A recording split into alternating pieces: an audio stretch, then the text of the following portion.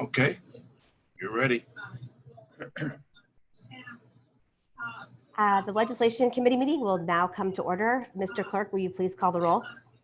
Alderman Rhodey, Amount of tickets because Alderman we Boyd, don't believe that Alderman Vaccaro, Present. back to work. People Alderman are Muhammad, going to be Alderman Narayan, Present. Alderwoman Shameen Hubbard, here. Chairwoman Ingracia, Present. Alderman Rhodey, Alderman Boyd. You have 4 present, a quorum is present. Thank you, Mr. Clerk. The first order of business is excused alderman. Alderman Rhodey is excused for this meeting. We also need to approve the minutes from the January 6th, 2020 meeting. All 30 officers. I'll make a motion. We approve the minutes from the January 26th meeting. Based on their availability to be surveyed. I'll entertain a second. With the help of HR to see what their particular situations are. Shameen's trying her, she's I'll muted. second. Second. Mr. Clerk, please call the roll. Alderman Rhodey, Alderman Boyd, Alderman Vaccaro, Aye. Alderman Muhammad, Alderman Narayan, I do have a few questions. I'm still kind of. Alderwoman Shameen Hubbard, Aye. Chairwoman Ingracia. Aye. Alderman Rhodey, Boyd, Muhammad. You have 4 aye votes. By your vote, we have approved the minutes from the January 6th, 2020 meeting. Today, we are taking up resolution number 8.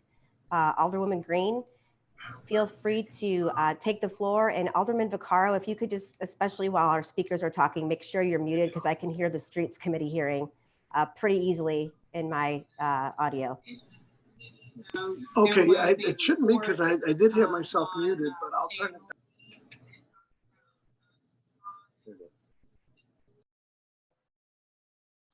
Alderwoman Green, please proceed. Thank you, Madam Chairwoman and members of the Legislation Committee. And thank you for so many of you who have stepped up and co-sponsored this already. I really appreciate kind of having a very unanimous voice behind this. So Resolution 8 is pretty simple. St. Louis County about a month ago decided to send out absentee ballot applications to every registered voter over the age of 60 in St. Louis County for the June, August, and November elections. And they did that in response to COVID-19. So I'm sure you have heard from a lot of your constituents, like I have, who are concerned about the ability to safely vote in the upcoming elections.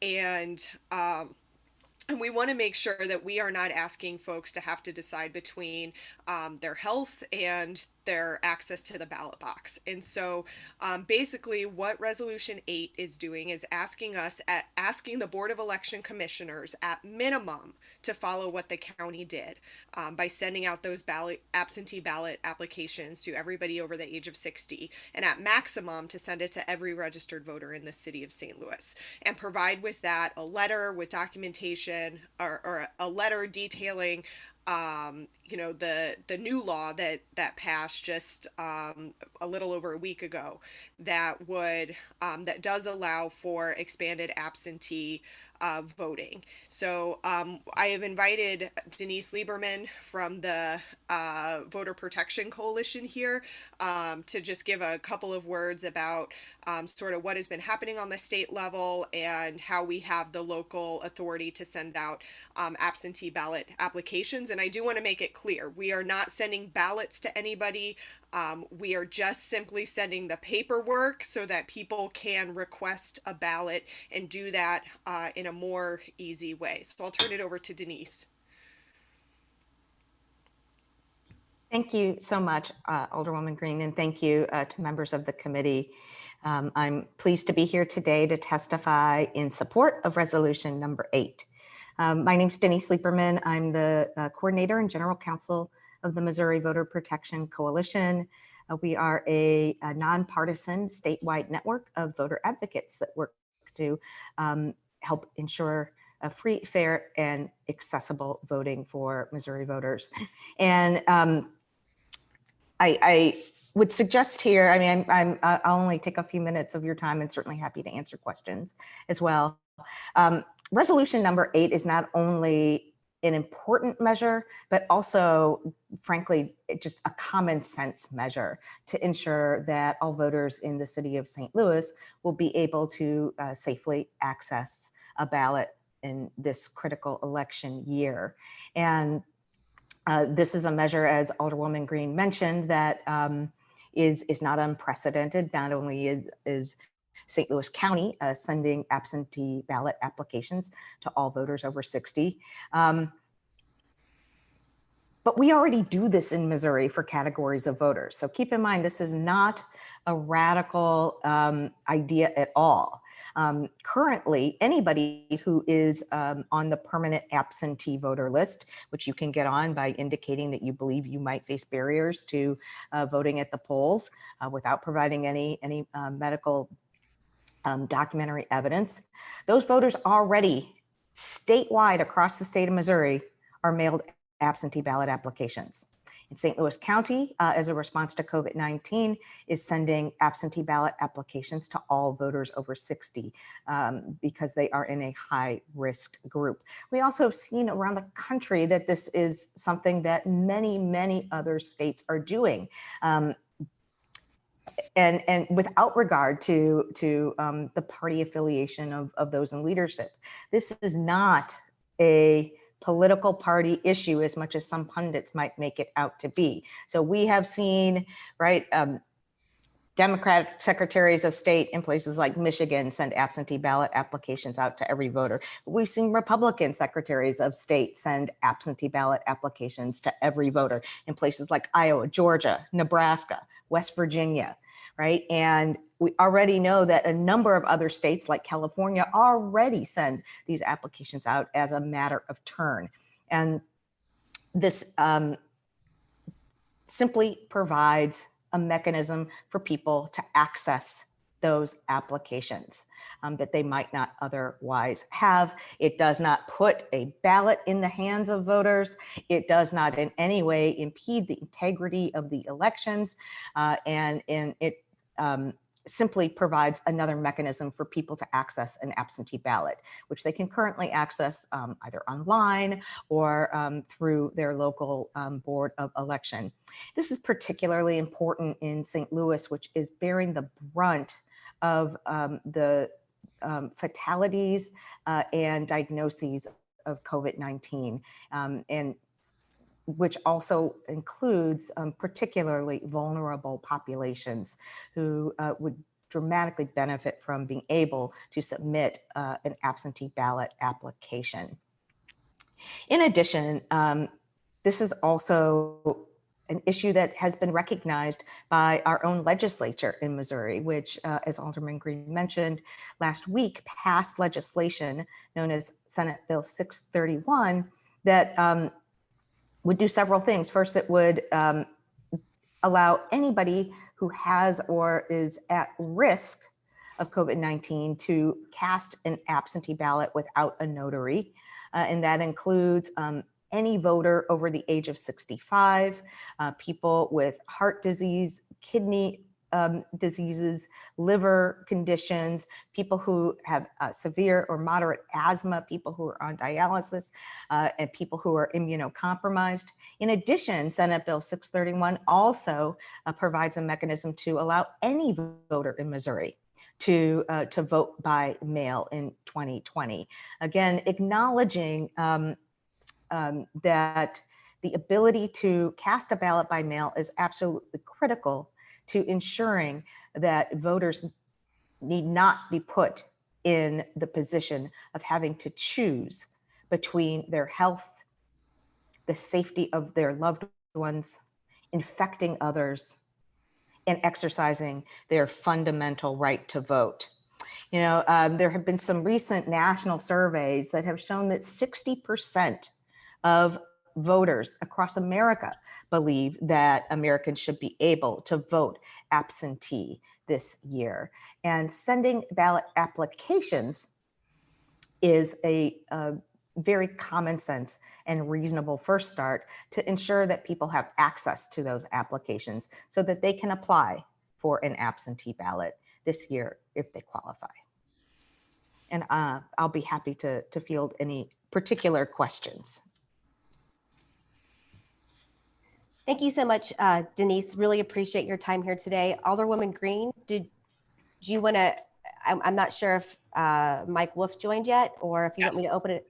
He is on as well. So if might have Mike just testify real fast, and then we can open it up for questions if there are any. But just I had sent to the committee in advance and to the full board when we introduced the resolution just a link to the legal opinion that Mike Wolf had put out in advance of St. Louis County deciding to take this step, and I'm just hoping that Mike could speak a little bit to the legality behind it and what went into that decision-making process for St. Louis County. Oh, you're muted, Mike.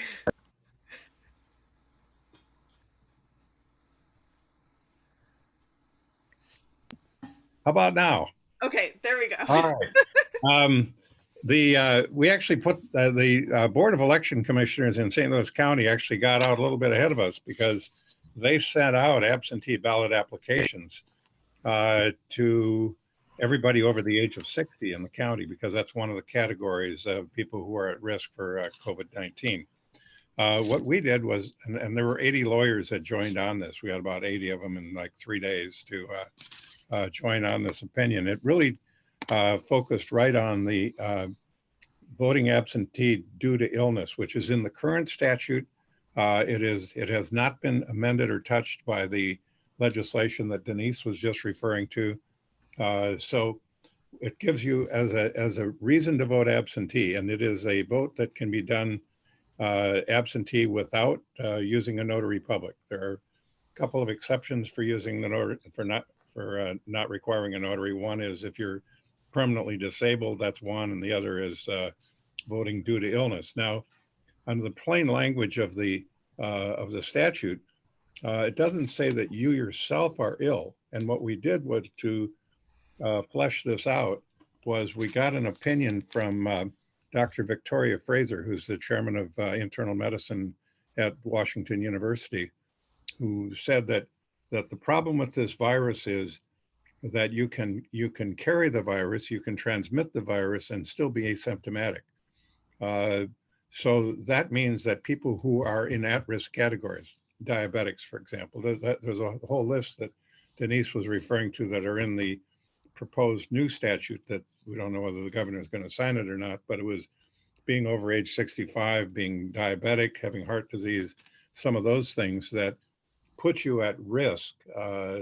And the legislature in the new statute specifically said for contracting the disease or spreading the disease, because you can be an asymptomatic spreader.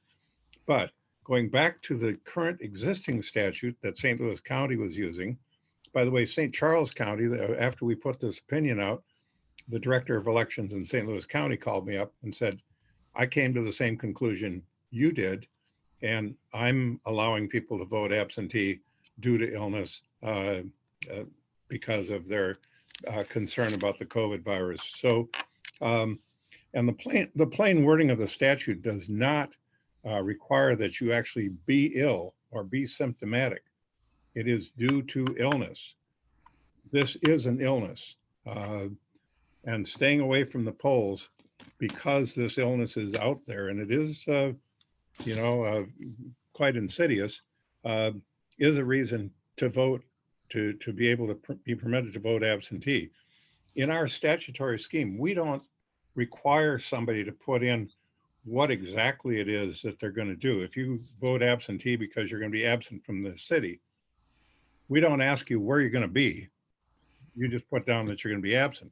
We don't ask you what your diagnosis is or what illness you are concerned about if you're going to vote absentee due to illness.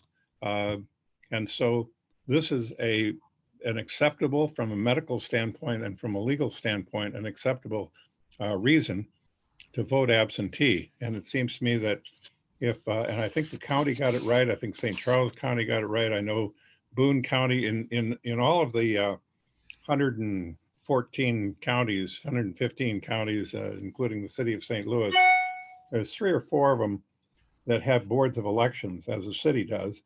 Most of the rest are called local election authorities. Basically, it's the county clerk. Some of them are doing this, some not. I think if it was up to the governor, he'd leave it to the individual local election authority just to decide whether this was so or not. And I think that what we're really trying to do is, and we interpret the statute to include this because the absentee voting statute is intended to, and in fact does, allow people to vote who would otherwise not be able to vote. It is intended to encourage voting.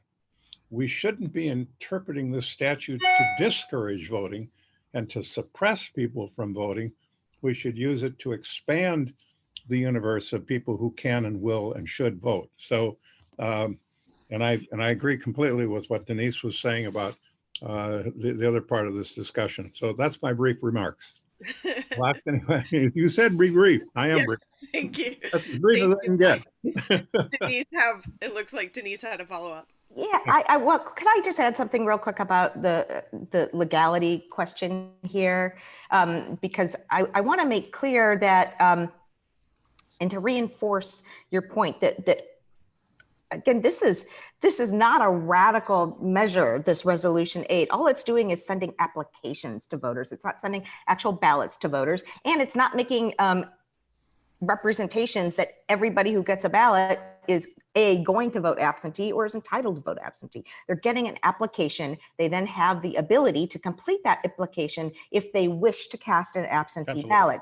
And the local board of election, their authority to process absentee ballot applications consistent with state law and their ability to reject absentee ballot applications that are not properly promulgated remains. Nothing in resolution number 8 would change the ability, would change the boundaries of current absentee law, nor would it change the authority and the discretion that the St. Louis Board of Aldermen has to process absentee ballot applications consistent with state law. So for example, absentee ballot applications that are not completed, that don't have all of the statements completed, those can be properly rejected, right? So all this is doing, and this is why I'm calling this a common sense measure, is making applications which are already available in a variety of places, including online, including at the Board of Elections itself.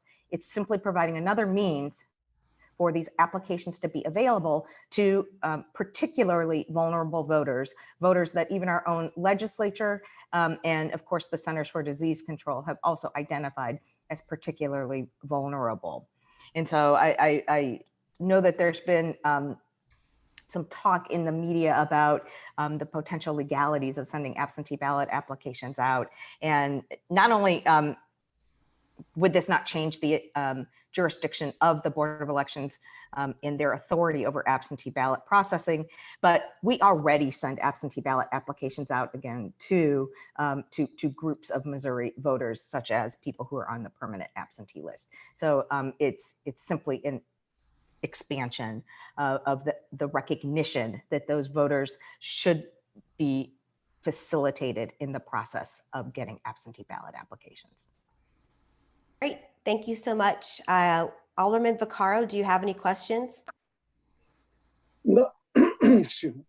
No, I spin my phone around because it's dying out there. No, I'm probably one of the most conservative guys on the board, and I have no issue with this. I will keep in mind this is a resolution, so it's just a very strong letter. It doesn't, in other words, they don't have to do anything. They could throw this in the trash. I would hope they wouldn't. Yeah. But it's a strong letter, and hopefully, I put my name on it, like I said, because I'm probably pretty conservative, I think everybody would say. And I would hope that with my name, plus I've also called over there, that they'll take this somewhat serious. And no, I plan not only have my name not only be on it, but I plan to vote for it all the way through. And hopefully we get it to them. And I don't see the problem in it. I mean, they're saying that people that would send this in would be falsifying applications if they, you know, if they do. I don't know that I agree with that. So anyway, I'm for this. I support it. And let's just hope that maybe they'll pay attention to it. But it's not a board bill. It's a resolution. And I'll just mute myself, and hopefully we'll pass this out. Although I did put a charger on my thing, so it won't go out before the meeting's over. So I'm just going to mute myself. Thank you, Alderman Vaccaro. Alderman Narayan, do you have any questions? No questions. Just wanted to thank Alderwoman Green for her work on this. It's incredibly important to make sure that everyone has access to the ballot right now. You know, we have big elections coming up, both locally at the state level and nationally as well.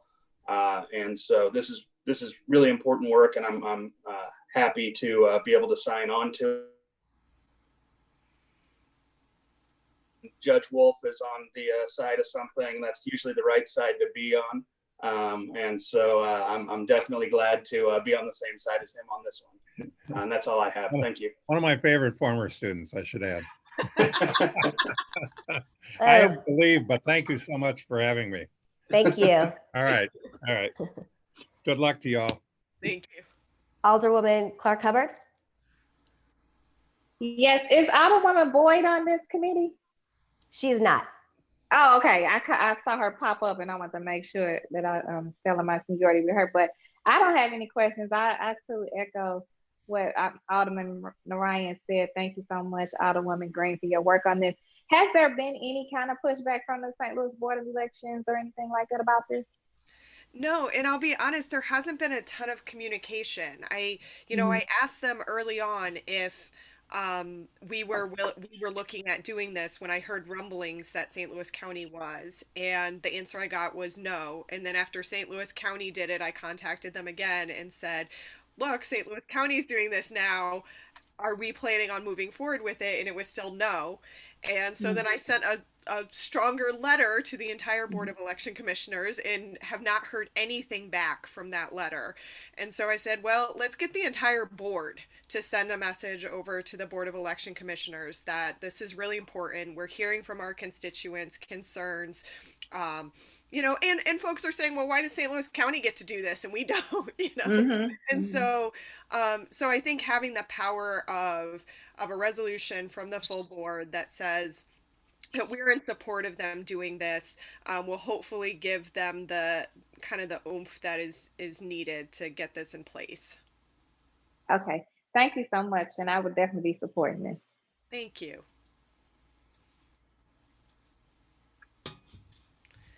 Christine, you're muted. Hey, thank you. I will repeat myself since no one heard me. I would entertain a motion to pass resolution. I'll make a 8. motion that we pass resolution 8 out with the due pass Second. recommendation. Previous roll. Hearing no objection to previous roll, we have passed resolution 8 out of committee. Thank you. Thanks so much, Denise, the committee members, and Alderwoman Green for bringing this forward. I guess we will adjourn the meeting. Thanks for your time, everybody. Thank you, Madam Chairman. Thank you.